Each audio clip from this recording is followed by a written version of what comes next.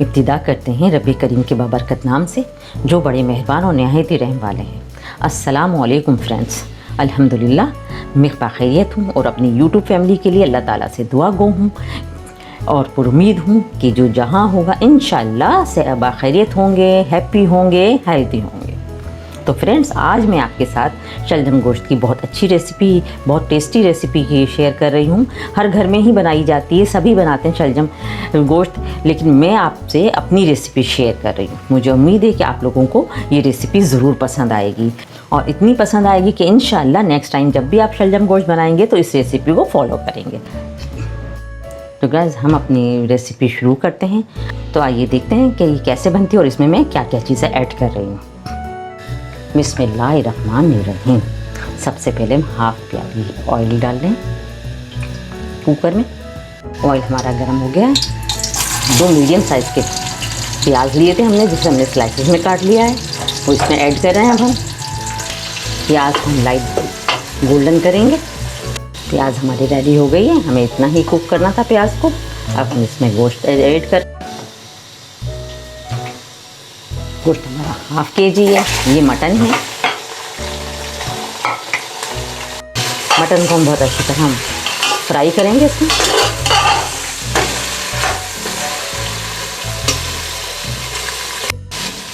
इसके साथ ही हम इसमें थोड़ा सा साबुत गरम मसाला डाल रहे हैं। इसमें दालचीनी है, बड़ी इलायची है, लौंग है, छोटी इलायची है और काली मिर्चें हैं, सब थोड़ी थोड़ी हैं इसमें।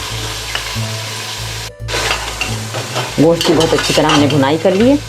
साबुत गरम मसाला डालने का मकसद है इसकी जो मखसूस बिसांद होती है ना गोश्त की, वो ख़त्म हो जाती है। इसमें जायका नमक ऐड कर रहे हैं इसमें।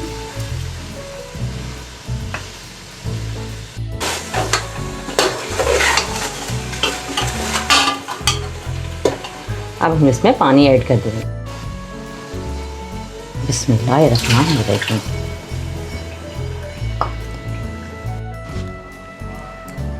हम इसमें 1.5 प्याली पानी ऐड कर रहे हैं, इतना। और हम इसे 10 मिनट का वेट लगा देंगे या प्रेशर 10 मिनट का दे देंगे, क्योंकि ये मटन है।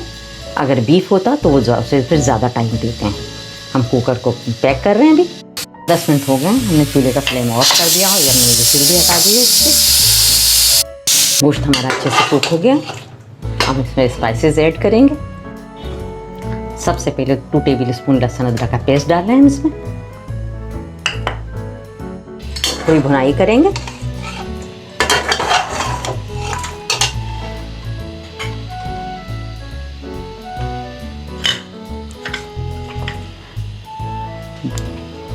वन टेबल स्पून लाल मिर्च पाउडर डाल रहे हैं। मिर्ची और नमक अपने टेस्ट के मुताबिक ही रखा कीजिए आप लोग। 1 टीस्पून हल्दी डाल रहे हैं। 1 टेबल स्पून धनिया पाउडर ऐड कर रहे हैं।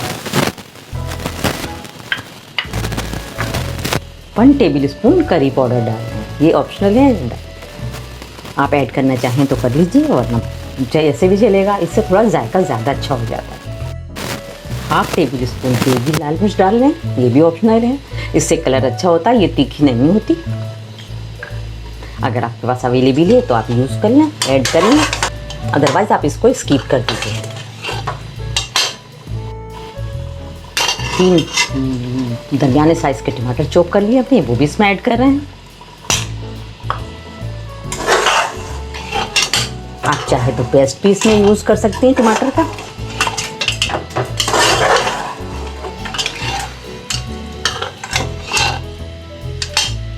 भुनाई करेंगे अच्छे से। थोड़ी देर सालन को हम मीडियम फ्लेम पे पकाएंगे ताकि टमाटर भी अच्छी तरह मैश हो जाए।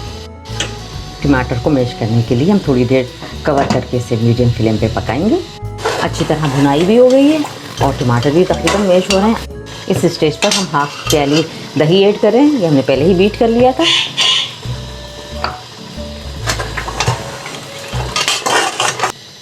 इस स्टेज पर हम इसमें शलजम ऐड कर रहे हैं। शलजम हमारी हाफ केजी है।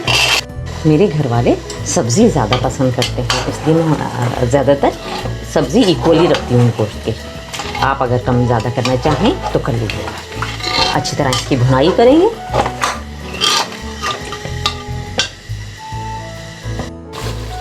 भुनाई अच्छी तरह हो गई है। इसमें तेल भी छोड़ दिया है। इस स्टेज पर हम इसमें पानी ऐड कर रहे हैं शलजम पकने के लिए। अब जो हम पानी ऐड करेंगे इसमें शलजम पकेगी भी और ग्रेवी भी रहेगी। तो आप बिस्मिल्लाह।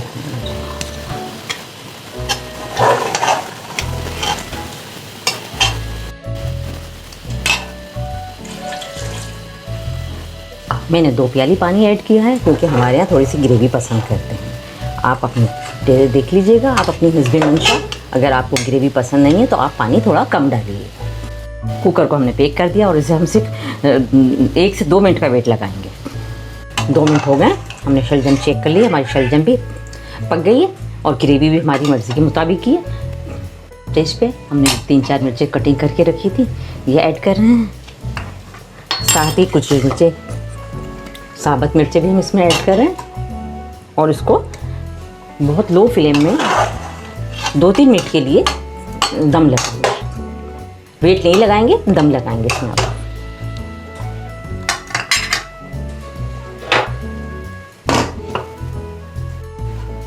बस फ्रेंड, अब हमारी रेसिपी ऑलमोस्ट रेडी है।